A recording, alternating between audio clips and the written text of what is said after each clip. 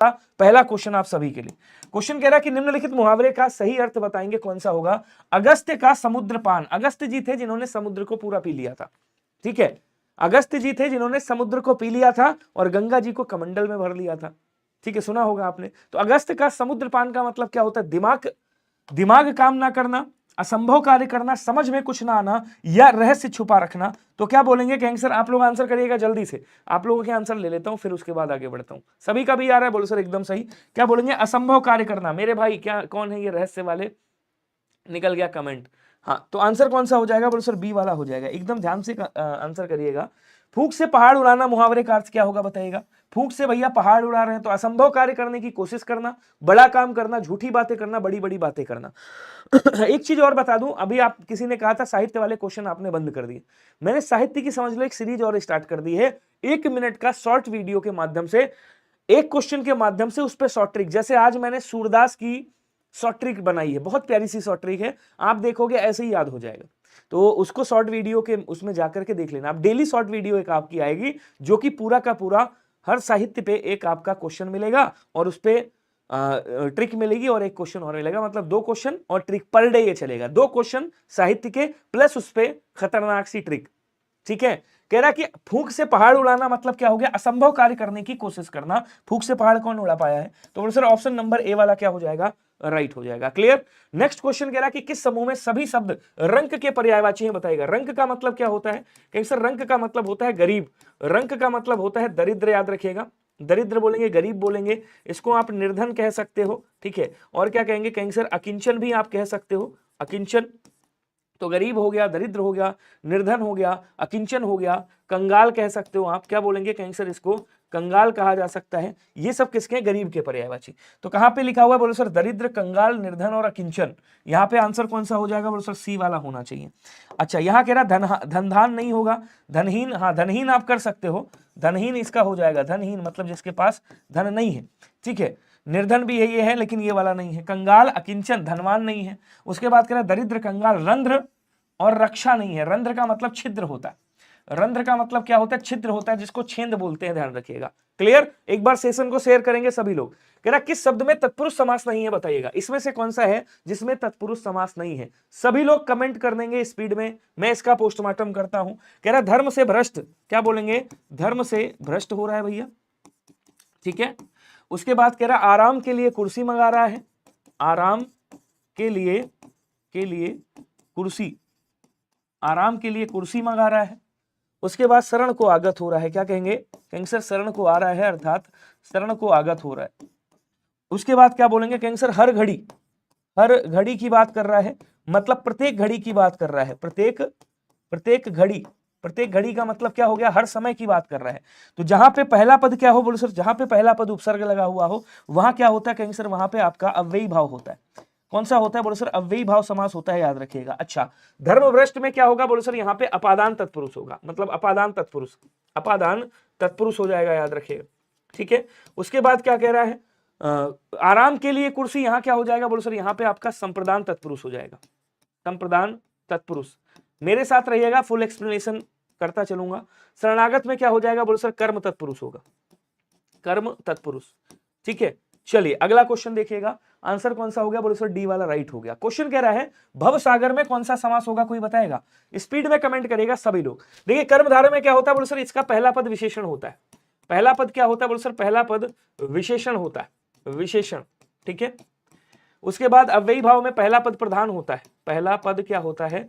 तो सर पहला पद प्रधान होता है। उसके बाद क्या कहेंगे? द्विगु समास में पहला संख्यावाची होता है।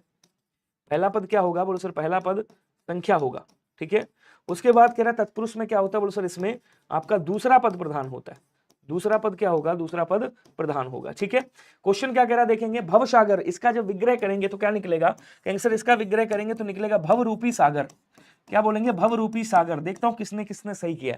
जहां पे रूपी निकले, के समान निकले, ऐसे शब्द निकले, वहां पे क्या होता है? डी वाले और बी वाले सच में बड़ी मार पिटेगी, सच बता रहा हूं मैं। भव रूपी सागर मतलब कर्मधारय समास। तो यहां पे सागर की विशेषता बताई जा रही, क्या? कि वो भव रूपी है, भव के समान, ठीक है। अगला क्वेश्चन देखेंगे, ऑप्शन नंबर ए वाला यहां पे राइट हो जाएगा। इतना आसान क्वेश्चन आप लोग कैसे गलत कर रहे हो, पता नहीं, ठीक है। अगला देखो डी, राजेश डी कर रहे हैं। अनामिका केसरवानी डी कर रही हैं। और कौन है डी वाले, कौन थे भाई साहब? अब तो सबका यही आएगा। चलिए, वात्सल्य के विश्व में अद्वितीय कवि, अद्वितीय कवि का मतलब जिसके समान कोई दूसरा ना हो, जिसके समान दूसरा ना हो, उसे क्या कहा जाता है? अद्वितीय।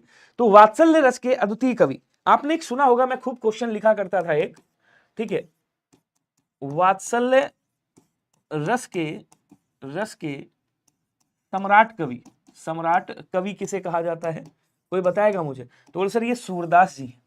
कौन है? सूरदास जी। इनकी ट्रिक बड़ी प्यारी सी आज मैंने लिखी है, उसमें शॉर्ट वीडियो में देखिएगा जाकर के। तो वात्सल्य के विश्व में अद्वितीय कवि के रूप में किसे जाना जाता है?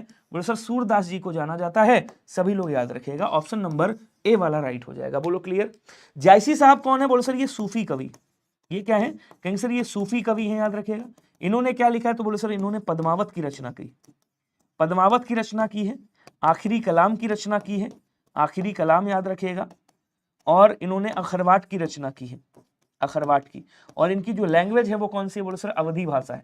इनकी भाषा खूब पूछी जाती है, तो अवधी भाषा में इन्होंने रचना की है, ये भी याद रखिएगा, अवधी भाषा में। उसके बाद आते हैं आपके तुलसीदास जी, इनकी भी अवधी भाषा रही है, बाकी इनकी कई रचनाएं ब्रज भाषा में आपको मिलती हैं, आगे क्वेश्चन भी मिलेगा। सूरदास जी की रचना की अगर मैं बात करूं तो सूर सागर है, शॉर्ट वीडियो में लिखा, एक बार देखिएगा जाकर के, हमेशा के लिए याद हो जाएगा, ठीक है। मुस्कान दुबे जी, नाम ले लिया आपका। अशुद्ध विलोम वाला शब्द कौन सा होगा बताइएगा, इसमें से कौन सा अशुद्ध विलोम है? जल्दी जल्दी कमेंट करेंगे। मुस्कान, सबका नाम ले लेता हूं। मुस्कान दुबे जी, निकलेश कुमार साहब जी हैं, मुस्कान दुबे हैं, और कौन है? अनिकेश वर्मा जी हैं, जेन्यून भाई साहब हैं, जेन्यून 42, और माही राठौर है, रवि सिंह जी हैं, विशाल मौर्य जी हैं, इन्फ्लुएंसर साहब जी आ गए हैं, रवि जी हैं, और कौन है? आदर्श पांडे हैं, विशाल, ओम पाठक, सबका नाम ले लिया, बताइएगा। देखो कह रहा है कि भैया क्षणिक का शाश्वत होता है, बोलो सर सही है। शयन का जागरण, ये भी सही है। विधि का निषेध होता है, ये भी सही है।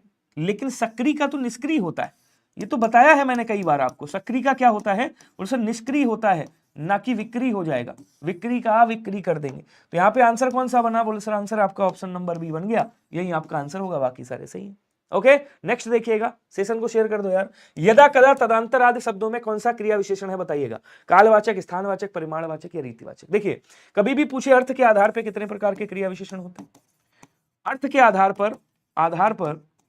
पर क्रिया विशेषण के भेद कैसे याद करोगे? कासरिप के नाम से याद कर लेना। कालवाचक, स्थानवाचक, रीतिवाचक और परिमाणवाचक। कैसे याद करोगे? ऐसे, कासरिप के नाम से, कासरिप, ठीक है। का से कालवाचक, सा से स्थानवाचक, रा से रीतिवाचक, पा से परिमाणवाचक। कह रहा यदा कदा तदंतर, कहीं यार क्या काम करते हो? कहीं यदा कदा घूमने चले जाते हैं। यदा कदा मतलब जब कब, जभी कभी चले जाते हैं। तो क्या बोलेंगे? कहेंगे सर यहाँ पे क्या हो जाएगा? काल की बात कर रहा है, समय की बात कर रहा है। तो यहाँ कौन सा होगा? बोलो सर समय आपका कालवाचक हो जाएगा। क्या सबका ए आया था? बहुत बढ़िया। नेक्स्ट कह रहा प्रतीक्षा शब्द में कौन सा कौन सा उपसर्ग प्रयुक्त हुआ है बताएंगे? एक बार सेशन को शेयर करोगे क्या सभी लोग? एक बार सेशन को शेयर करोगे क्या? हाँ, एक बार सेशन को शेयर कर दीजिएगा। प्रतीक्षा में इसको जब तोड़ोगे क्या निकलेगा? देखिए इसका क्या कहते हैं, उपसर्ग इंपॉर्टेंट नहीं है, इसका मूल शब्द इंपॉर्टेंट है। प्रतिधन ईक्षा होता है, याद रखिएगा। प्रतिधन ईक्षा, ईक्षा क्या है? बोलो सर ईक्षा आपका मूल शब्द है, तो मूल शब्द भी पूछ सकता है। और यहाँ पे जो प्रति लगा है ये क्या है? बोलो सर ये उपसर्ग है, ठीक है। तो आंसर कौन सा होगा? बोलो सर आंसर यहाँ पे बी वाला राइट हो जाएगा, ध्यान रखिएगा, यही आपका आंसर है। बोलो क्लियर सभी को। नेक्स्ट देखेंगे, कह रहा निम्न वाक्यों में से अकृत्रवाच्य कौन सा है बताइएगा? अब पहले कृत्रवाच्य जानो आप कौन सा होता है। तो कहेंगे सर कृत्रवाच्य के लिए मैंने आपको कई बार बताया है कि भैया कर्ता अगर है वाक्य में तो कर्ता के साथ क्या लगा होगा? बोलो सर ने विभक्ति लगी होगी। दूसरी कंडीशन, कर्ता विभक्ति रहित होगा। दूसरा वाक्य कैसा होगा? कर्ता में विभक्ति नहीं होगी, कर्ता विभक्ति रहित होगा। ये दो वाक्य बनते हैं आपके किसमें? ये दो वाक्य आपके बनते हैं कृत्रवाच्य में। कह रहा बच्चे स्कूल जाते हैं, बच्चा क्या है? देखो कर्ता है, यहाँ पे बच्चे कर्ता है, कर्ता के साथ देखो कोई विभक्ति नहीं लगी है, मतलब ये क्या हो गया? कृत्रवाच्य हो गया। ये क्या है? कहेंगे सर कृत्रवाच्य है। बच्चों ने, अब देखो बच्चे के साथ में ने विभक्ति लगी, ये भी क्या हो गया? बोलो सर कृत्रवाच्य हो गया। मजदूर पेड़ नहीं काटते, मजदूर क्या है? कर्ता है यहाँ पे, ठीक है, और कर्ता के साथ कोई विभक्ति नहीं लगी, कृत्रवाच्य हो गया। यहाँ कह रहा बच्चा, बच्चा क्या है? करता है, बच्चे क्या है? करता है। उसके बाद देखो के द्वारा विभक्ति लगी है। उसके बाद स्कूल जाया करती, क्या बोलेंगे? स्कूल जाया करती, ये अकर्मक क्रिया है, यहां पे कर्म नहीं है, अकर्मक क्रिया है, ठीक है। हाँ, अकर्मक क्रिया है तो क्या बोलेंगे, बच्चों के द्वारा स्कूल जाया जाता है, ये कौन सा होगा, बोलो सर ये भाववाच्य होगा। कौन सा होगा, भाववाच्य होगा, याद रखेगा। जहां अकर्मक क्रिया हो वहां भाववाच्य होता है। इसका मतलब जो आंसर आपका बनेगा वो कौन सा बनेगा, तो बोलो सर वो आपका डी वाला राइट, सॉरी बी वाला राइट बन जाएगा, याद रखेगा। क्या सभी को समझ में आया या नहीं आया, क्लियर? तो थोड़ा सा स्पीड बढ़ाइए। अगला देखिएगा, रसोत्पत्ति में आश्रय की चेष्टाएं, कई बार बताया। आश्रय की चेष्टाएं मतलब समझ रहे हो, शारीरिक चेष्टाओं की बात कर रहा है। किसकी बात कर रहा है, शारीरिक चेष्टाएं, शारीरिक चेष्टाएं। चेष्टाएं बोले तो हरकतें, तो वो कौन सी होती हैं जरा बताइएगा। विभाव क्या काम करता है, बोले सर विभाव जो है स्थायी भाव को जागृत करने का काम करता है। स्थायी भाव को क्या करता है, जागृत करता है, जागृत करता है, ठीक है। इसके दो भेद होते हैं, एक कौन सा होता है, बोलो सर एक होता है आलम्बन, और एक कौन सा होता है, बोलो सर एक होता है आपका उद्दीपन। तो उद्दीपन जगाने का काम करता है और आलम्बन क्या करता है, आलम्बन के भी दो भेद अपने होते हैं, ध्यान रखिएगा। एक कौन सा होता है, बोलो सर एक होता है आश्रय। आश्रय मतलब जिसके हृदय में भाव जागृत होते हैं, और एक होता है विषय, जिसको देख करके भाव जागृत होते हैं, ठीक है। उद्दीपन क्या करता है, स्थायी भाव को तीव्र करने का काम करता है, ठीक है।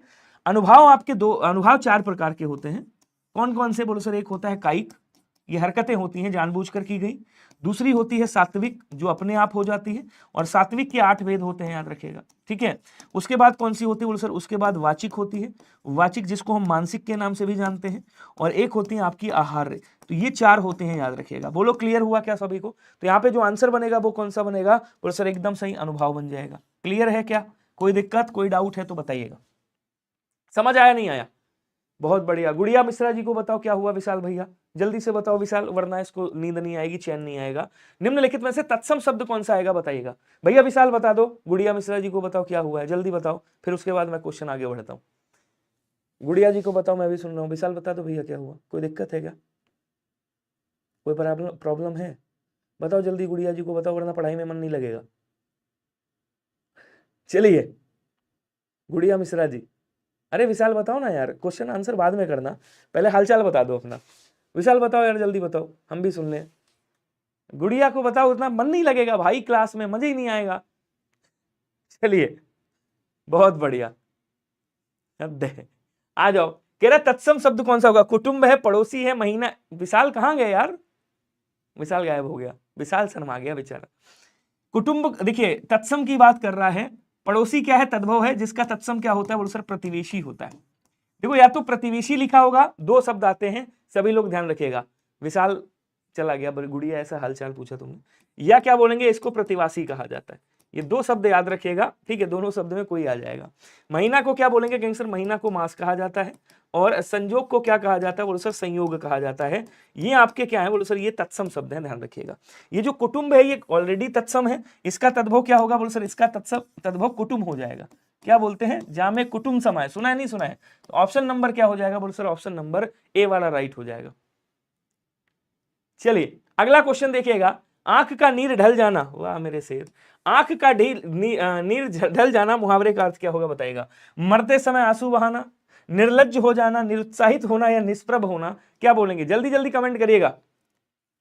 हाँ FIR दर्ज कराऊंगा, मैं सच बता रहा हूँ, जितने क्लास में डिस्टर्ब करने आते हैं ना, सच बता रहा हूँ, इनमें इन पे सब पे FIR दर्ज होगा एक दिन।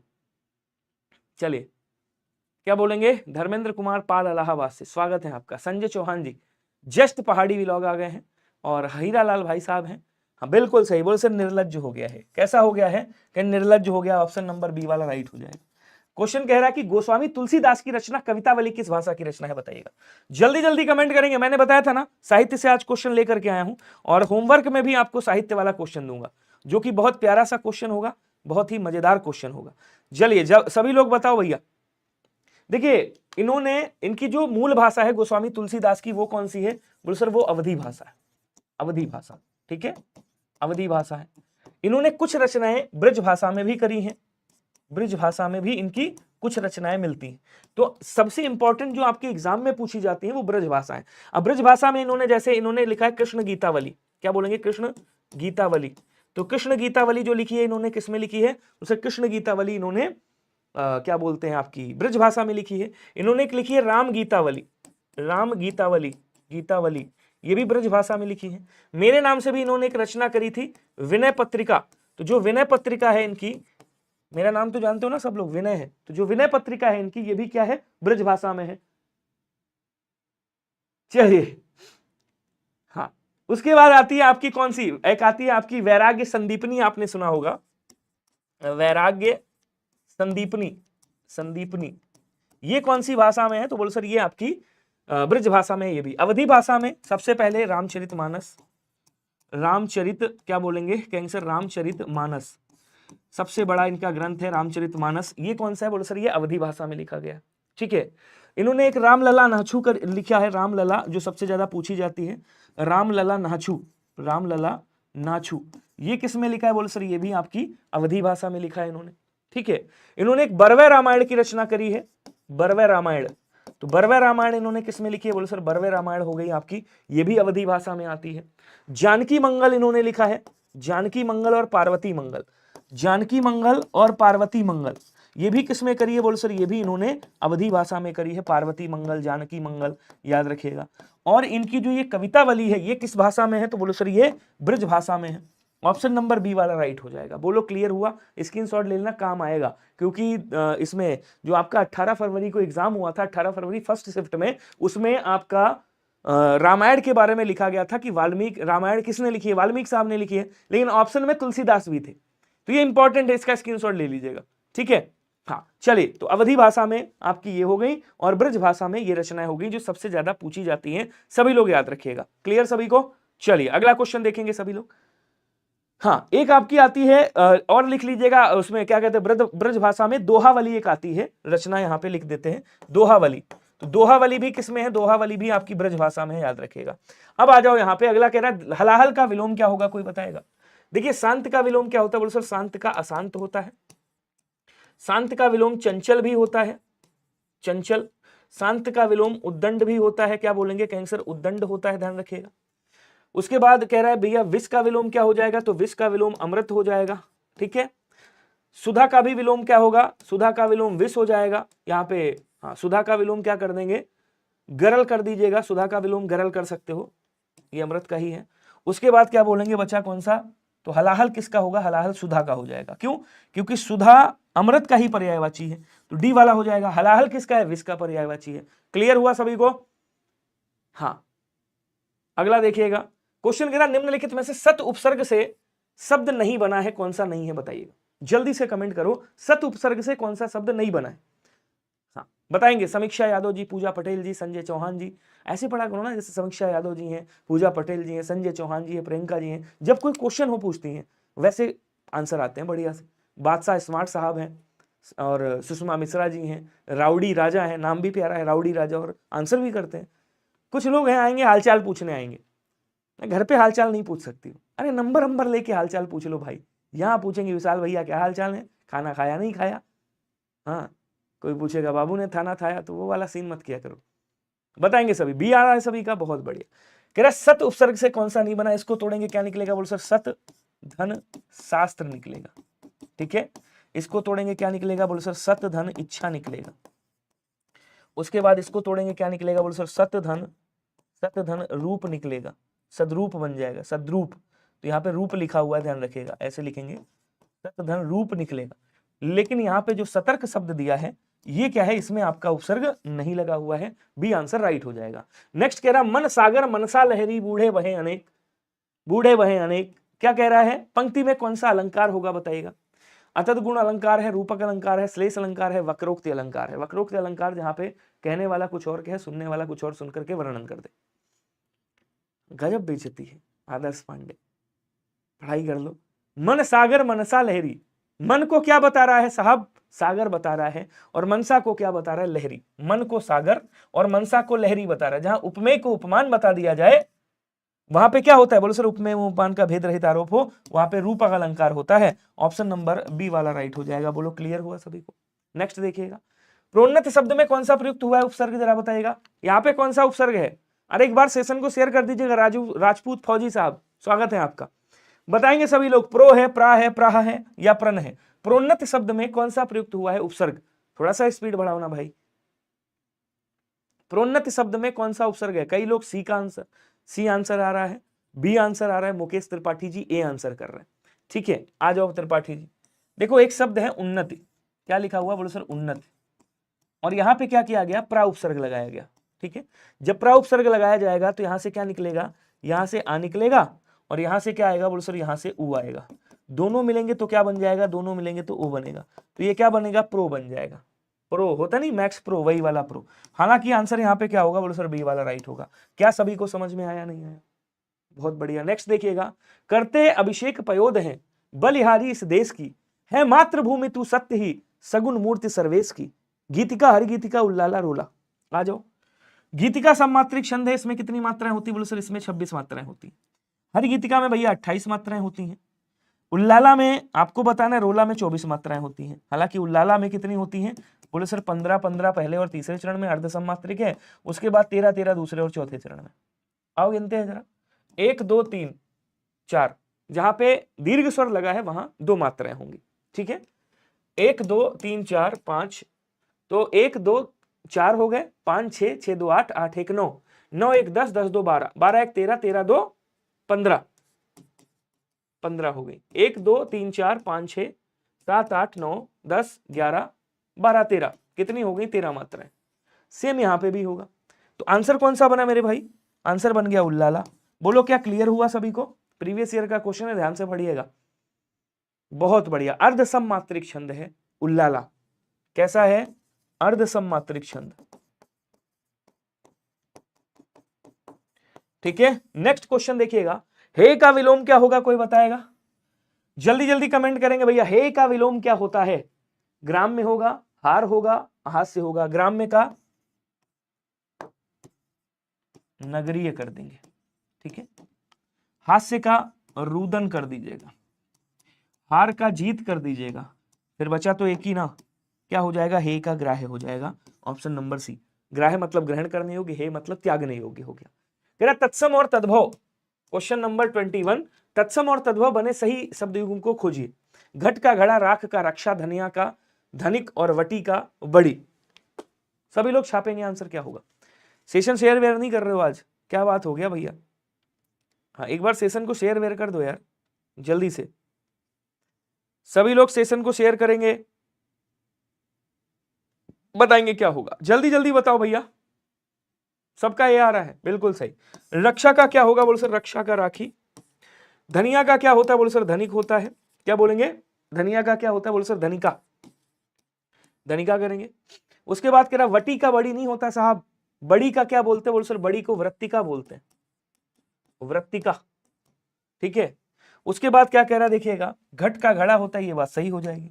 आंसर कौन सा? बोलो सर आंसर आपका ऑप्शन नंबर ए वाला राइट हो जाएगा। बोलो क्लियर। नेक्स्ट देखो, चिर जीवो जोरी जुरे क्यों न स्नेह गंभीर, को घटिए बरस भानुजा वे हलधर के वीर। कवि कह रहा है कि चिर जीवो, खूब जियो, खूब जिंदा रहो। ठीक है, जुग जुग जियो मेरे भाई। और क्यों ना स्नेह गंभीर हो, क्यों ना प्रेम हो, गंभीर मतलब गहरा। क्योंकि को घटिए वृष भानुजा, उनका कौन क्या भला कर पाएगा? वृष भानुजा। और जिनके मतलब जिनकी प्रिय है कौन? वृष भानुजा। और जिनके पास हलधर है भाई साहब। सोचो, कृष्ण जी के लिए कह रहे हैं। हालांकि यहाँ पे वृष भानुजा के 2 अर्थ होते हैं। एक वृष भानु मतलब वृष भानुजा मतलब वृषभ धन अनुजा अर्थात गाय को बोल रहे हैं। और एक वृष भानुजा का मतलब क्या होता है? वृषभानु की पुत्री अर्थात राधा जी की बात कर रहे हैं।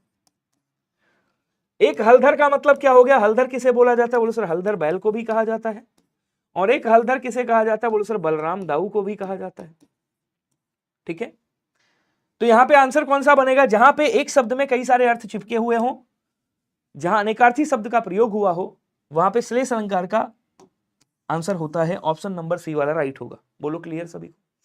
लाइक कर दिया, बहुत बढ़िया। अगला क्वेश्चन देखिएगा, यण स्वर संधि से निर्मित शब्द नहीं है। इसमें से ऐसा कौन सा शब्द है जो यण स्वर संधि से निर्मित नहीं है? एक का मैं तोड़फोड़ करता हूं, बाकी आप कर लीजिएगा। ठीक है, किसका तोड़फोड़ करूं? यहां पे चलो स्वागत का कर देता हूं। जैसे यहां पे लिखा है स्वागत, ठीक है, इसको जब तोड़ोगे क्या निकलेगा? हलंत लगाएंगे भाई, सा आ जाएगा। यहां से वाह आएगा, वाह में हलंत लगाएंगे तो आ जाएगा। और उसके बाद जो बचा उसको ऐसे लिख देना। ठीक है, इसको तोड़ फोड़ता हूं, देखिएगा वा कब बना होता है, यण संधि का नियम है। वा इधर बना होगा उ और उ के बाद जब कोई भिन्न स्वर आता है, देखो यहाँ भिन्न स्वर आ गया, इधर जो बचा उसको ऐसे ही लिख दो, इधर जो बचा उसको भी ऐसे ही लिख दो। इसको ले जाओगे किसके साथ, बोलो सर इसको इसके साथ ले जाओ, एक शब्द बनाओ, क्या बनेगा सु, और इधर क्या बन जाएगा, बोलो सर आगत बनेगा, तो सु प्लस आगत प्राप्त हो जाए। मतलब इसमें संधि क्या हुई है, सही हुई। तो यह तो हो गया सु प्लस आगत। अब इसका तोड़फोड़ कर देता हूं मैं, सु प्लस आगत, ठीक है। उसके बाद यहां पे कह रहा है सु प्लस अस्ति हो जाएगा, सु प्लस अस्ति ऐसे ही होगा जैसे मैंने किया है, ठीक है। और इसको तोड़ेंगे क्या हो जाएगा, बोलो सर सु प्लस अल्प हो जाएगा, सु प्लस अल्प होगा। लेकिन जब हम इसका तोड़फोड़ करेंगे तो क्या निकलेगा, यहां से निकलेगा स्वा, उसके बाद आएगा अधीन, स्वा प्लस अधीन मतलब अपने अधीन। तो आंसर कौन सा होना चाहिए, यहाँ पे दीर्घ संधि का उदाहरण है। किस संधि का उदाहरण है, बोलो सर दीर्घ संधि का उदाहरण है। आंसर कौन सा होगा, बोलो सर आंसर आपका ऑप्शन नंबर ए होगा। ये क्या है, कहेंगे सर ये यण संधि का उदाहरण नहीं है। क्लियर। नेक्स्ट क्वेश्चन देखिएगा, कह रहा भगड़ का सही सूत्र क्या होता है। सबके लिए चैलेंज वाला क्वेश्चन है, जरा बताइएगा। 1 मिनट दिया मैंने 1 मिनट दे दिया सबको। भगड़ का सही सूत्र क्या होता है, कोई बताएगा। चलो मैं सूत्र भी लिख देता हूं यहां पे। या माता या माता या माता राजभान सलगा, राजभान सलगा, या माता राजभान सलगा, या माता राजभान सलगा, ये सूत्र लिख दिया मैंने। अब बता दो कौन सा होगा। तो मैंने आपको तरीका बताया था, शायद याद होगा। यहां से या उठाया और नीचे गढ़ लगाया, यगड़ हो गया। यहां से मां उठाया, गढ़ लगाया, मगड़ हो गया। यहां से ता उठाया, गढ़ लगाया, तगड़ हो गया। उसके बाद यहां से रा उठाया, गढ़ लगाया, रगड़ हो गया। उसके बाद यहां से जा उठाया, गढ़ लगाया, जगड़ हो गया। उसके बाद भा उठाया, गढ़ लगाया, भगड़ हो गया। और उसके बाद सा उठाया, गढ़ लगाया, सगड़ हो गया। 8 गढ़ हो गए, उसको छोड़ देंगे। अब देखो कैसे गिनते हैं। मान लो आपको यगड़ की मात्रा गिननी है, तो क्या करेंगे, यहां पे 1 लेंगे और उसके आगे के 2 अक्षर यहां तक ले लेंगे। तो यगड़ की मात्रा जब गिनेंगे तो क्या होगा, देखो 2 यहां पे हैं, 2 यहां पे हैं और 2 यहां पे, यगड़ हो गया ये। मगड़ को गिनना है, 2 यहां पे, 2 यहां पे, 2 यहां पे। नहीं, कुछ गड़बड़ है साहब। यमाता होता है, या माता नहीं होता है। यमाता राजभान सलगा, यमाता राजभान सलगा ऐसे होगा। देखिएगा, 1 मिनट समय दीजिएगा, इसको एक बार देख लीजिएगा, चेक कर लीजिएगा। तो यहाँ पे 1 होगा, फिर यहाँ पे देखो 2 मात्राएं, 2 मात्राएं ऐसे। मगड़ लिखना है तो कैसे, 2 मात्राएं, 2 मात्राएं, 2 मात्राएं। उसके बाद तगड़ आ गया, तगड़ यहां से उठाएंगे, यहां तक लेंगे। तो यहाँ देखो भाई 2 मात्राएं आ जाएंगी, बड़ा का डंडा लगा, यहाँ पे भी 2 मात्राएं आएंगी। उसके बाद यहाँ पे 1 मात्रा आएगी। अब गिनना है किसको, भगड़ को। तो राजभान सलगा, भगड़ को गिनना है। अच्छा रगड़ भी है, रगड़ को गिनना है तो क्या होगा, 2 मात्राएं, 1 मात्रा, 2 मात्रा, ये हो गया। उसके बाद जगड़ को गिनना है यहां से आगे तक, तो 1 मात्रा, 2 मात्राएं और 1 मात्रा। उसके बाद भगड़ को गिनना है, तो भगड़ में क्या होगा, देखो 2 मात्राएं यहाँ पे हैं, उसके बाद 1 मात्रा आएगी और उसके बाद फिर 1 मात्रा आएगी, ये भगड़ हो गया। सगड़ को गिनना है, आगे को गिन लो, तो 1 मात्रा, 1 मात्रा और 2 मात्रा, ये सगड़ हो गया। क्लियर हुआ सभी को। अब देखो यहाँ क्या कह रहा है, भगड़ कहाँ पे है आपका, थोड़ा छोटा करता हूं इसको, थोड़ा छोटा करता हूं ताकि आपको दिखे। चलो 1 मिनट और दे दो यार, जहां मालिक इतना खर्चा कर ही लिया है कहते हैं, तो थोड़ा सा समय और दे दीजिएगा, ठीक है। अब देखो समझ आएगा। तो यहाँ पे आपका कहाँ है भगड़ भैया, बोलो सर ये भगड़ है। तो भगड़ में आपने मात्रा देखी 2 और 2 4, तो 2 और 2 कहाँ पे है, बोलो सर ये वाला है, बी वाला आंसर आपका राइट हो जाएगा। क्या सभी को समझ में आया, नहीं आया, कैसे गिनते हैं। नहीं समझ में आया हो मैं फिर से समझा दूं, अगर नहीं समझ में आया हो तो। समझ आ गया ना, क्लियर हुआ। थंब वाला तो इमोजी भेज दो यार एक बार। गिनते कैसे ये समझ में आया, मैटर यही इंपॉर्टेंट है, इसको गिनते कैसे। नहीं आया समझा दो, बादशाह जी कह रहे नहीं आया। देखो मैंने कहा गढ़ कितने होते हैं, टोटल गढ़ कितने होते हैं छंद में, बोलो सर गढ़ होते हैं 8। और गढ़ के लिए भरत मुनि ने क्या दिया है, यहाँ सॉरी आपके जो पिंगल ऋषि हैं उन्होंने एक सूत्र दिया है। ये सूत्र दिया है यमात राजभान सलगा, ठीक है। सूत्र दिया है यमात राजभान सलगा, या माता राजभान सलगा। अब यहां से ये यगड़ हो गया, मगड़ हो गया, तगड़ हो गया, रगड़ हो गया, जगड़ हो गया, भगड़ हो गया, नगड़ हो गया, सगड़ हो गया, यहां तक लेते हैं। उसके बाद मात्रा गिनते हैं। सपोज दैट मान लो हमें यगड़ की मात्रा गिननी है, तो एक इसकी मात्रा लेंगे और आगे की 2 मात्राएं और ले लेंगे, ठीक है। जैसे यगड़ की मान लो गिननी है, तो यहाँ पे देखो 2 लगा हुआ है, मतलब बड़ा का डंडा लगा है, तो यहाँ 2 मात्राएं गिनेंगे। यहाँ भी बड़ा का डंडा, 2 मात्राएं, और यहाँ पे 1 मात्रा, तो जब यगड़ का गिनेंगे तो आगे की दो, फिर मगड़ गिनेंगे तो फिर आगे की दो, तगड़ गिनेंगे तो फिर आगे की दो, और उसके बाद रगड़ गिनेंगे तो फिर आगे की दो, जगड़ गिनेंगे तो फिर आगे की दो, ऐसे गिनते हुए चले जाएंगे, मात्रा हो जाएगी। क्लियर हुआ? हाँ, अब आ जाओ आगे। निम्नलिखित वाक्य में कौन सा वाक्य शुद्ध है जरा बताएंगे, सभी लोग कमेंट करिएगा, शुद्ध वाक्य बताना है। राम का दर्शन पाकर अहल्या धन्य हुई, भांडा फूटने पर उसकी गर्दन लज्जा से नीचे हो गई, इस चिकित्सालय में सर्वोत्तम रोगों की चिकित्सा उपलब्ध है, भाषा के मानकीकरण के लिए व्याकरण जरूरी है। शुद्ध बताना है, बिल्कुल। पिंगल शास्त्र, छंद शास्त्र को पिंगल शास्त्र कहा जाता है, छंद का दूसरा नाम पिंगल है। चलिए बहुत बढ़िया, सभी लोग कमेंट करो यार जल्दी से। बोले सर राम के दर्शन, राम के दर्शन बहुवचन है, राम के दर्शन पाकर अहल्या धन्य हुई, भांडा फूटने पर उसकी गर्दन, पहली बात तो सही करो, गर्दन ऐसे लिखेंगे, लज्जा से नीचे हो गई, उसकी गर्दन लज्जा से नीचे हो गई या झुक गई, ऐसे कर देंगे। इस चिकित्सालय में सर्वोत्कृष्ट रोग कैसे होते हैं, मतलब अच्छे रोग नहीं, यहां पे पदक्रम अशुद्धि है तो सर्वोत्कृष्ट यहां पे नहीं आएगा। इस चिकित्सालय में रोगों की सर्वोत्कृष्ट चिकित्सा उपलब्ध है, यहां पे लिखेंगे सर्वो, यहां पे सर्वोत्कृष्ट, सर्वोत्कृष्ट, ऐसे ये सही हो जाएगा, पदक्रम संबंधी अशुद्धि। फिर बचा कौन सा, बोल सर बचा ये, भाषा के मानकीकरण के लिए व्याकरण जरूरी है, ऑप्शन नंबर डी क्या हो जाएगा, राइट होगा। बोलो क्लियर सभी को, कोई दिक्कत कोई डाउट? ठीक है, चलिए अगला देखिएगा, एक वाक्य सही है, सही वाक्य चुनिए, बताइएगा कौन सा सही होगा। ठीक है, जल्दी जल्दी कमेंट करेंगे सभी लोग। भांडा फूटने पर उसकी गर्दन लज्जा से झुक गई, हाँ यहां पे झुक गई कर लीजिएगा, ऐसे झुक गई, ठीक है, ये कर देंगे। अगला देखिएगा, एक वाक्य सही है, सही वाक्य चुनिए। कविता की भाषा सरल सहज और सुबोधपूर्ण होनी चाहिए, कविता की भाषा सरलतापूर्ण सहज और सुबोधक होनी चाहिए, सुबोधक है, कविता की भाषा सरल सहजपूर्ण और सुबोधकपूर्ण है। उसके बाद कह रहा कविता की भाषा सरल सहज और सुबोध है, बताइएगा कौन सा आंसर होगा, जल्दी जल्दी कमेंट करके बता दो। मानकीकरण सही है, कह रहा भाषा के मानकीकरण के लिए व्याकरण जरूरी है, सही है, कोई दिक्कत नहीं। यहां पे कौन सा होगा, बोलो सर देखो यहां पे सुबोधपूर्ण नहीं आएगा, ठीक है ना, सुबोधक भी नहीं आएगा, और यहां पूर्ण लगा दिया, सरलता पूर्ण नहीं आएगा। कविता की भाषा सहज पूर्वक, ये भी नहीं आएगा, सुबोधपूर्ण ये भी नहीं आएगा, क्या आएगा, कविता की भाषा सरल सहज और सुबोध है, ये कह देंगे, सुबोध जो अच्छे से आसानी से समझ में आ जाए, बी वाला आंसर राइट हो जाएगा। क्लियर? नेक्स्ट क्वेश्चन कह रहा अनधिकृत शब्द का संधि विच्छेद क्या होगा, तो इसको जब आप तोड़ोगे, यहां देखिए पहले शब्द क्या था, बोलो सर अधिकृत था, अधिकृत का मतलब क्या होता है, जिस पर अधिकार हो, वहां पे क्या किया गया, अनुपसर्ग लगाया गया, तो ये अनधिकृत ऐसे हो जाएगा। कहां पे लिखा हुआ, बोलो सर अन प्लस अधिकृत, ये वाला आंसर राइट हो जाएगा। कौन सा राइट होगा, बोलो सर बी वाला आंसर आपका राइट हो जाएगा। क्लियर? नेक्स्ट क्वेश्चन देखिएगा एक बार, हाँ चलिए, अब कह रहा है निहत तथा निहित शब्दों में क्रमशः अर्थ कौन सा होगा, बताइएगा, कमेंट करेंगे सभी लोग। निहत और निहित, इसका अर्थ क्या होगा, जल्दी जल्दी बताओ स्पीड में, सभी लोग अच्छे से कमेंट करिएगा, जितने लोग भी हो स्पीड में आंसर आने चाहिए। बहुत बढ़िया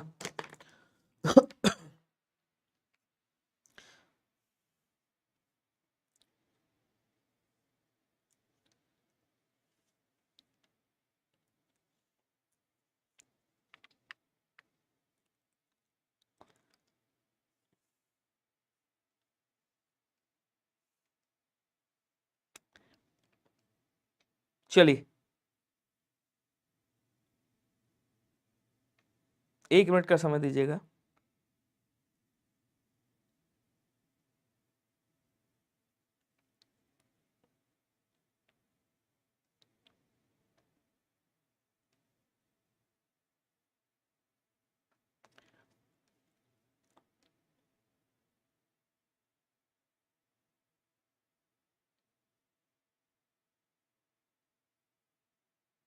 बताइएगा, कह रहा निहत है और निहित है, इसका मतलब क्या होगा। देखिए निहत का मतलब क्या होता है, बोलो सर निहत का मतलब होता है खराब हो गया हो या नष्ट हो गया, ठीक है। और उसके बाद कह रहा निहित का मतलब क्या होता है, कहेंगे सर निहित का मतलब होता है कि विनष्ट, सॉरी यहां पे ये थोड़ा सा गड़बड़ हो गया है, इसको सही करिएगा, यहां पे ये नहीं आएगा, 1 मिनट,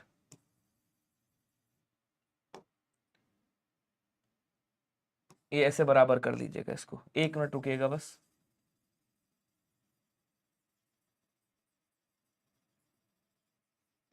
चलिए अब आ जाओ, देखिए समझिएगा, नष्ट विनष्ट, नष्ट विनष्ट निहित का मतलब हो जाएगा, और निहित का मतलब होता है सौंपा हुआ, अर्थात आंसर कौन सा होगा? बोलो सर बी वाला, सॉरी ए वाला आंसर आपका राइट हो जाएगा। बोलो क्लियर।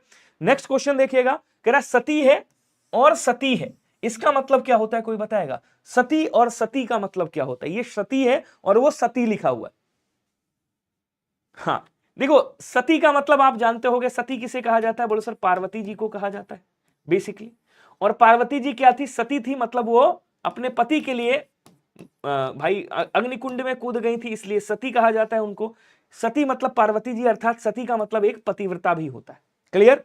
उसके बाद इस सती का मतलब क्या होता है? इस सती का मतलब होता है किसी, कोई चीज है 100, उसका समूह, तो 100 का समूह क्या कहलाता है? बोलो सर 100 का समूह सती कहलाता है, याद रखिएगा।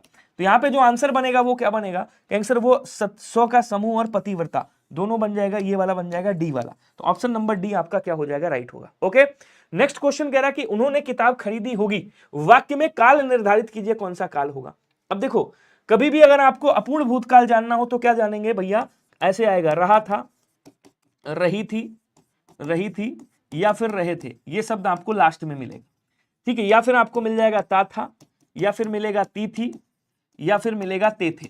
ठीक है, ये किसके लिए है? बोलो सर ये आपका अपूर्ण भूतकाल के लिए। संदिग्ध भूतकाल अगर आपको देखना है तो क्रिया के ठीक बाद, क्रिया के ठीक बाद क्या होगा? होगा, होगी और होंगे लगा होगा, होगा, होगी और होंगे लगा होगा, ध्यान रखिएगा, ये क्रिया के ठीक बाद होगा। पूर्ण भूतकाल अगर आपको देखना है तो क्या होगा? तो क्रिया के ठीक बाद था थी थे आएगा, था थी और थे, हमेशा क्रिया के ठीक बाद। आसन्न भूतकाल देखना है तो क्या होगा? क्रिया के ठीक बाद क्या लगा होगा? है लगा होगा, या फिर है लगा होगा, या फिर आपका हूं लगा होगा, ये शब्द आपको देखने को मिलेंगे। ठीक है, क्वेश्चन क्या कह रहा है देखिएगा, उन्होंने किताब खरीदी, खरीदी क्या है साहब? क्रिया है, और क्रिया के ठीक बाद क्या लगा हुआ है? होगी लगा हुआ है। आंसर कौन सा होगा? तो सर आंसर आपका संदिग्ध भूतकाल हो जाएगा, याद रखिएगा। भूतकाल के 6 भेद होते हैं, 4 यहां पे लिख दिया। ठीक है, 2 और होते हैं, एक सामान्य होता है, एक हेतु हेतु मद होता है। सामान्य में केवल क्रिया होगी लास्ट में। क्लियर। चलिए अगला क्वेश्चन देखिएगा, घोघा बसंत, क्या यार विशाल, एकदम घोघा बसंत हो गया, पढ़ाई करो, पढ़ाई पे फोकस करो। चलिए, मुकेश त्रिपाठी जी, विशाल मौर्य जी, रोशनी सिंह जी हैं, आदर्श पांडे भाई साहब और अंजलि सिंह जी, सभी लोग बताएगा। हर्ष चौधरी साहब, क्या होगा इसका आंसर? घोंघा बसंत, व्यवहार कुशल, वश में होना, बुद्धिमान या मूर्ख। का आंसर घोंघा बसंत मतलब मूर्ख है। घोंघा बसंत का मतलब क्या हो जाएगा? बोल सर मूर्ख हो जाएगा। ओके, नेक्स्ट कह रहा है जिलाधिकारी ने सबको उपस्थित रहने का निर्देश दिया है, इसमें कौन सा वाच्य होगा आपको बताना है? कर्मवाच्य, कृत्यवाच्य, या फिर आपका कर्म और कृत्य दोनों होगा। तो कर्मवाच्य की 2 कंडीशन मैंने आपको बताई थी। पहली क्या होती है? पहली कंडीशन ये होती है कि कर्ता के साथ में या तो से विभक्ति लगी होगी या के द्वारा विभक्ति लगी होगी, के द्वारा, और कर्म होगा, कर्म के बाद क्या होगी? बोलो सर कर्म के बाद क्रिया होगी। ठीक है, दूसरी कंडीशन मैंने ये आपको बताई थी कि कर्म होगा और कर्म के बाद क्या होगी? क्रिया होगी, वाक्य में कर्ता नहीं होगा। ठीक है, लेकिन यहां क्या कह रहा है देखिएगा, यहां कह रहा है जिलाधिकारी, जिलाधिकारी क्या है? बुला रहे हैं भैया, निर्देश दे रहे हैं, कर्ता हो गए। कर्ता के साथ देखो ने विभक्ति लगी, तो जब कर्ता के साथ में ने विभक्ति लगी हो वहां पे केवल कर्तृवाच्य होता है। बी वाला आंसर क्या हो जाएगा? आपका राइट होगा। बोलो क्लियर सभी को। नेक्स्ट कह रहा है कि दिए गए वाक्य का सही काल निर्धारण करें और बताएं कौन सा काल सही होगा। रमेश दफ्तर जाता होगा, रमेश दफ्तर जाता होगा, संदिग्ध वर्तमान, संभाव्य वर्तमान, संभाव्य भविष्य, उपयुक्त में से कोई नहीं। देखिए संदिग्ध वर्तमान की अगर हम बात करें तो क्या होता है? और सर रहा होगा, रहा होगा निकलेगा लास्ट में, रही होगी निकलेगा लास्ट में, रही होगी और रहे होंगे निकलेगा, रहे होंगे, ऐसे शब्द आपको देखने को मिलेंगे। या फिर आपको मिल जाएगा ता होगा, ठीक है, ता होगा, या फिर मिलेगा ती होगी, ती होगी, ठीक है, या फिर आपको मिल जाएगा ते होंगे, ते होंगे। ठीक है, अब यहाँ पे जो आंसर बन रहा है वो कौन सा बन रहा है? देखो, जाता होगा, ता होगा, ती होगी, ते होंगे, संदिग्ध वर्तमान काल। कौन सा काल? बोलो सर संदिग्ध वर्तमान काल हो जाएगा। ऑप्शन नंबर आपका ए वाला राइट होगा। क्या सभी को समझ में आया? क्लियर हुआ? चलो स्पीड बढ़ाते हैं थोड़ी सी। कूलन में, केली में, कछारन में, कुंजन में, क्यारिन में, कलित, कलीन, किलकत है।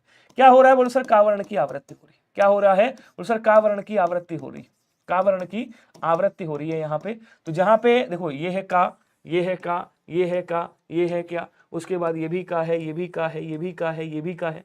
तो यहाँ पे कौन सा होगा बोल सर, जहां पे वर्णों की आवृत्ति होती है वहां अनुप्रास अलंकार होता है। लेकिन अनुप्रास के भी अपने 5 भेद होते हैं, याद रखिएगा।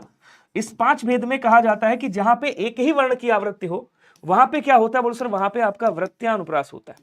कौन सा अनुप्रास होता है बोल सर, वृत्त्यानुप्रास होता है, जहां एक ही वर्ण की आवृत्ति हो, ध्यान रखिएगा। ओके, नेक्स्ट क्वेश्चन कह रहा है कि मन प्लस रमा में, मना प्लस रमा में संधि करने से जो शब्द बनेगा वो कौन सा बनेगा। अब देखिए ये इसमें कौन सी संधि है बोल सर, इसमें आपकी विसर्ग संधि, विसर्ग संधि है। इसको जब जोड़ेंगे तो क्या बनेगा बोल सर, मनोरमा बनेगा, मनोरमा बन जाएगा, ध्यान रखिएगा। मना प्लस रमा अर्थात मनोरमा। कौन सी संधि है तो बोलो सर विसर्ग संधि हो जाएगा। ऑप्शन नंबर ए वाला सभी लोग राइट कर दीजिएगा। अगला क्वेश्चन कह रहा है कि देख सिवही सुरती मुस्काही वर लायक दुल्हन जगनाई। मतलब शंकर जी गए थे भाई, शादी विवाह करने गए थे, और पार्वती जी की जब सहेलियों ने उनको देखा तो मार उन पे खिलखिला के हंस पड़ी। तो पूछा गया भाई काहे हंस रही हो, कहीं ये तो ऐसे लग रहे हैं इनके लिए तो कोई दुनिया में क्या कहते हैं बहू बनी नहीं है, इनकी शादी ही नहीं होगी। तो कौन सा होगा, श्रृंगार तो कतई ना होगा भाई, श्रृंगार का यहाँ पे रति होता है। तो ये खिलखिला के हंस रही हैं सखियां और कह रही देख सिवही सुरती मुस्काही, शिव की सूरत देख करके मुस्का रही हैं और कह रही वर लायक दुल्हन जग नाही, मतलब इस दूल्हे के लायक दुनिया में कोई भी दुल्हन नहीं बनी है। रौद्र रस का स्थायी भाव क्या हो जाएगा बोल सर, क्रोध हो जाएगा। करुण रस का स्थायी भाव क्या होता है बोल सर, शोक होता है। और हास रस का स्थायी भाव क्या होता है बोल सर, हास होता है। और इसको पढ़ करके क्या बोलेंगे कि सर हास उत्पन्न हो रहा है, अर्थात यहाँ पे सी वाला आंसर राइट हो जाएगा। क्लियर। अगला क्वेश्चन देखिएगा, कह रहा कि भैया कौन सा शब्द कुबेर का पर्यायवाची नहीं है। कुबेर का मतलब क्या होता है बोल सर, कुबेर बोले तो यक्षराज, यक्षराज जिनको धनद कहा जाता है, जिनको क्या बोलेंगे कहीं सर, इनको किन्नरेश के नाम से जाना जाता है, किन्नरेश कहा जाता है। इनको किन्नरपति कहा जाता है, किन्नरपति याद रखिएगा, ठीक है। इन्हीं को अलंकेश के नाम से जानते हैं, इन्हीं को अलंकेश कहा जाता है, ठीक है। इन्हीं को क्या कहा जाता है बोल सर, इनको राजराज भी बोला जाता है, राजराज कहा जाता है। इनको देवकोषाध्यक्ष भी बोलते हैं, देवकोषाध्यक्ष, जगह नहीं है इधर लिखता हूं, देवकोषाध्यक्ष कहा जाता है, कोषाध्यक्ष, ठीक है। इनको भैया क्या कहा जाता है बोल सर, इन्हीं को धनाधिप के नाम से जाना जाता है, धनाधिप भी इनको कहा जाता है। लेकिन इनको कोविद नहीं कहा जाता है।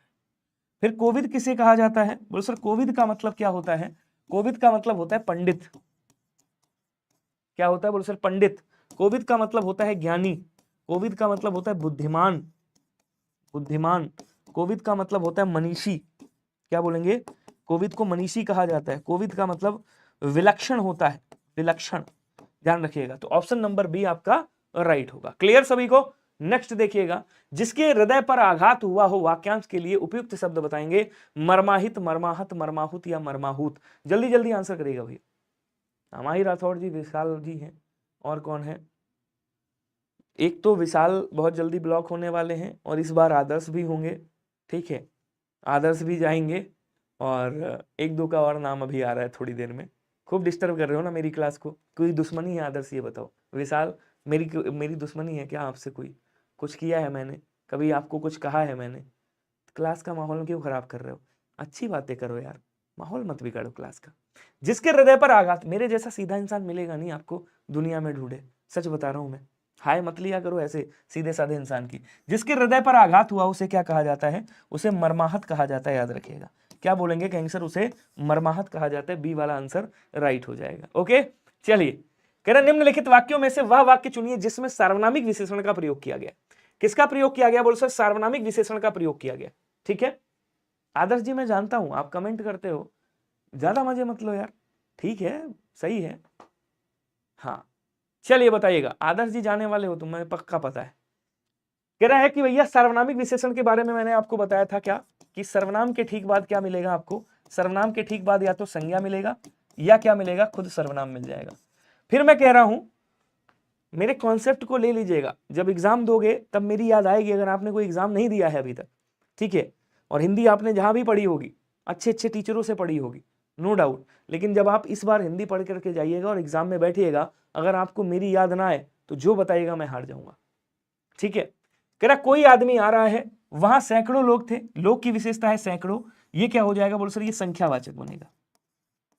ये क्या बनेगा बोल सर, ये संख्यावाचक बनेगा। ठीक है, ये सर्वनाम सर्वनामी विशेषण बनता है। वह बहुत सौम्य है, तो कैसा है, वह की विशेषता क्या है कि वो सौम्य है। यहाँ क्या हो जाएगा बोल सर, ये गुणवाचक बनेगा, गुणवाचक। उसके बाद कह रहा 5 लीटर दूध, दूध की विशेषता है कि वो 5 लीटर है। ये कौन सा बन जाएगा बोल सर, ये परिमाणवाचक बनेगा, नाप तौल की बात कर रहा है। ठीक है, बचा कौन सा बोल सर, बचा कोई आदमी। तो यहाँ पे जो कोई है देखो, ये सर्वनाम है, सर्वनाम के ठीक बाद संज्ञा आ गई, तो आंसर ए वाला हो जाएगा। ये कोई सर्वनामी विशेषण, संकेतवाचक विशेषण, या इसी को निर्देशक विशेषण कहा जाता है। ठीक है, अगला क्वेश्चन कह रहा है निम्न शब्दों में से तत्पुरुष शब्द कौन सा, तत्पुरुष समास कौन सा होगा बताइएगा। परीक्षा भवन है, भला मानुस है, दोपहर है, नर नारी है। अब देखो आपने कहा नर और नारी, नर और नारी। ठीक है, ये आपके इतरेतर द्वंद्व में आ जाएंगे। ये आपका कौन सा है बोलो सर, द्वंद्व समास। द्वंद्व समास में कौन सा बोलो सर, ये इतरेतर द्वंद्व हो जाएगा। ठीक है, इतरेतर द्वंद्व होगा। उसके बाद कह रहा है दोपहर, तो क्या बोलेंगे, दो प्रहरों का समाहार, दो पहरों का समाहार हो जाएगा, समाहार। यहां कौन सा बनेगा बोल सर, यहां पे आपका द्विगु समास बन जाएगा। ठीक है, क्या बोलेंगे, भला मानुस, इसको तोड़ेंगे निकलेगा भला है जो, भला है जो मानुस। मानुस की विशेषता क्या है कि वो भला है। यहां कौन सा बन गया बोलो सर, यहां पे आपका कर्मधारय बन गया, कर्मधारय समास। इसको तोड़ेंगे, इसका विग्रह करेंगे, क्या निकलेगा बोलो सर, परीक्षा के लिए भवन, परीक्षा के लिए भवन बनाया गया है। ठीक है, परीक्षा के लिए भवन बनाया गया है। तो यहाँ पे क्या होगा बोलो सर, के लिए। देखिए कांस्टेबल को मजाक मत लीजिएगा, क्योंकि री एग्जाम हो रहा है और इतिहास गवाह है, इतिहास गवाह है कि जब भी री एग्जाम हुआ है किसी भी एग्जाम का, वो टफ भी आया है री एग्जाम। ठीक है, और बहुत सख्ती के साथ हुआ है। तो री एग्जाम सख्ती के साथ होगा और बहुत टफ होगा, ये याद रखिएगा। इसको हल्के में लेने की कोशिश मत करना, वरना 60,000 में खेलते रह जाओगे। परीक्षा के लिए भवन क्या बोलेंगे, कहेंगे सर संप्रदान तत्पुरुष होगा, संप्रदान तत्पुरुष हो जाएगा, संप्रदान तत्पुरुष। समय है, मस्ती मजाक करो, सब कुछ अच्छा है, लेकिन पढ़ाई जरूर कर लेना मेरे भाई, वरना सच बता रहे हैं खेलते रह जाओगे और तुमसे लोग आगे निकल जाएंगे। ऑप्शन नंबर ए राइट हो जाएगा। ठीक है, हाँ, कह रहा ए और ए, ओ और औ कौन सा स्वर है जरा बताइएगा, इनको कौन सा स्वर कहा जाता है बोल सर, इनको संयुक्त स्वर कहा जाता है। दो असमान स्वर से मिलकर जो बनते हैं उन्हें संयुक्त स्वर कहते हैं। ह्रस्व स्वर की संख्या 4 होती है। कौन कौन से बोलो सर, देखो अब चाहे ह्रस्व स्वर पूछ लें आपसे, चाहे आपसे कह दे लघु स्वर, चाहे आपसे कह दे क्या बोलते हैं मूल स्वर, कह दे मूल स्वर, या फिर आपसे कह दे एक मात्रिक स्वर। एक मात्रिक स्वर मतलब जिसमें एक मात्रा होती है, तो एक मात्रिक स्वर भी इसको कहा जाता है। कितने होते हैं बोलो सर, 4 होते हैं। कौन कौन से बोलो सर, लघु आ हो गया, लघु ई हो गई, लघु आ, लघु ई, लघु उ और री आपका हो गया। ठीक है, ये आपके 4 हो गए। दीर्घ स्वर को क्या बोलते हैं, इसको मूल दीर्घ भी कहा जाता है, मूल दीर्घ, मूल दीर्घ कहा जाता है, याद रखिएगा। ठीक है, उसके बाद आपको क्या बोलेंगे, इसको द्विमात्रिक स्वर भी कहा जाता है, द्विमात्रिक स्वर, द्विमात्रिक स्वर। अगर आपसे कभी भी इनकी वो संख्या पूछी जाए तो 7 होती, संयुक्त को भी इसी में मिला दिया जाता है। वैसे 3 होंगे, कौन कौन से, आपका दीर्घ आ, दीर्घ ई और दीर्घ उ, ये हो जाएंगे। ठीक है, अगर आपसे संख्या पूछी जाए तो आप संख्या 7 करिएगा, फिर आप संयुक्त स्वर भी कर दीजिएगा, ए ओ, आपका ए और ए, ठीक है, ओ और औ, ये भी बाद में करेंगे जब अगर संख्या पूछे तो। वैसे ये संयुक्त स्वर में गिने जाते हैं, ये चीज याद रखिएगा हमेशा। अगला कह रहा है विसर्ग का उच्चारण स्थान कौन सा होता है, तो बोले सर विसर्ग का जो उच्चारण स्थान होता है वो कंठ से बोला जाता है। आपने कहा आह, तो बोले सर हा, हा के रूप में प्रोनाउंसिएशन होता है, आहा के रूप में प्रोनाउंसिएशन होता है, ये आपका कंठ से बोला जाता है। ठीक है, बहुत बढ़िया। अगला देखिएगा, मृत्यु प्रांत में संधि करने पर कौन सा शब्द का निर्माण, कौन सी शब्द संधि का मतलब कौन से शब्द का निर्माण होता है बताइएगा। मैं आपको ये बता दूं कि यहाँ पे दीर्घ संधि का उदाहरण है। ये किसका उदाहरण है मेरे भाई, दीर्घ संधि का उदाहरण है, ध्यान रखिएगा। ठीक है, यहां से देखिए, यहां से लाएंगे किसको, कहेंगे सर यहां से लाएंगे मृत्यु को, और उसके बाद लाएंगे उपरांत को। यहां से क्या निकलेगा, ऊ निकलेगा, और यहां से भी ऊ निकलेगा, दोनों मिलेंगे क्या बनेगा, तो बोले सर दोनों मिलेंगे तो बड़ा ऊ बन जाएगा। और जब बड़ा ऊ बनेगा तो कहां पे है बड़ा ऊ, देखेंगे कहेंगे सर ये है मृत्यु प्रांत हो जाएगा। ऑप्शन नंबर ए को क्लिक कर दीजिएगा। बोलो क्लियर सभी को, बहुत बढ़िया। नेक्स्ट देखिएगा, कह रहा निम्नलिखित में से कौन सा शब्द तत्सम नहीं है, आपको बताना है। वानर है, छुर है, खार है, क्षेत्र। एकदम आसान है, कई बार पढ़ चुके हो आप। वानर का मतलब क्या हो गया बोलो सर, बंदर हो गया, ये तद्भव हो गया, ये तत्सम है। छुर का तद्भव क्या होता है बोलो सर, खुर होता है, ये तत्सम है। क्षेत्र का तत्सम क्या होता है बोलो सर, खेत होता है, तद्भव, ठीक है। खार क्या है बोलो सर, खार तद्भव शब्द है, इसका तत्सम क्या हो जाएगा बोलो सर, क्षार होता है, ठीक है। ये क्या होगा बोलो सर, ये आपका तत्सम हो गया, और ये क्या है, तद्भव है। ऑप्शन नंबर सी राइट हो जाएगा। क्वेश्चन कह रहा है निम्न में से किस वाक्य में संबंध बोधक अव्यय का प्रयोग किया गया है, बताएंगे। संबंध बोधक अव्यय भूलिएगा नहीं, क्वेश्चन आपसे पूछ सकता है, मैंने आपको बताया भी है। एक चीज याद रखिएगा, क्या ये तरीका याद रखिएगा, संज्ञा संज्ञा के बीच में, या फिर संज्ञा सर्वनाम के बीच में, या फिर सर्वनाम सर्वनाम के बीच में क्या आ जाए, कोई अव्यय शब्द आ जाए, ठीक है, तो उसे क्या कहते हैं बोलो सर, उसको, इस अव्यय को क्या कहा जाता है, कहेंगे सर इस अव्यय को संबंध बोधक अव्यय कहा जाता है, पहली बात।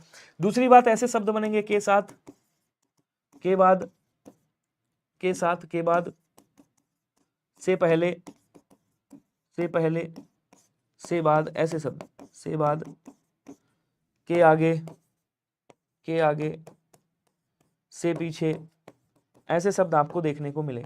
जहां भी ऐसे शब्द आपको देखने को मिले जो विभक्ति के साथ हो, अव्यय शब्द लगे हो, वहां भी आपका क्या होता है बोलो सर, वहां भी संबंध बोधक अव्यय होता है। अब देखो कह रहा वह पढ़ता तो है परंतु पास नहीं होता, तो जैसे ही कहा परंतु, ये क्या हो गया बोलो सर, ये समुच्चय बोधक अव्यय। ये क्या है, कहें सर ये समुच्चय बोधक अव्यय, जो दो उपवाक्यों के बीच में लगा हुआ है, दो उपवाक्यों के बीच में जो लगा है वो क्या बोलेंगे, समुच्चय बोधक अव्यय हो गया। वह ईमानदारी से काम करता है, यहां पे कोई अव्यय नहीं लगा। बाप रे उस कमरे में तो काला सांप है, जैसे ही कहा आपने बाप रे, ये क्या हो गया बोलो सर, ये आपका विस्मयादि बोधक अव्यय हो गया, विस्मयादि बोधक अव्यय, या फिर इसको साधारण क्रिया विशेषण भी कहा जाता है। अब कह रहा पार्क के चारों ओर, पार्क के चारों ओर लोग, देखो क्या है, संज्ञा है, पार्क भी क्या है, संज्ञा है, पहली ट्रिक मिल गई आपको। दूसरी ट्रिक के चारों ओर, तो चारों ओर शब्द ये क्या हो गया, ये आपका अव्यय हो गया, जैसे यहाँ पे अव्यय लगा है। तो जो आपका आंसर बनेगा वो कौन सा बनेगा मेरे भाई, तो बोलो सर यही वाला बन जाएगा, ऑप्शन नंबर डी आपका क्या हो जाएगा, राइट हो जाएगा। बोलो क्लियर हुआ सभी को। सर जी आपका कोर्स कितने का है और आपके ऐप का नाम क्या है। देखिए अंजू विश्वकर्मा जी, जो आपका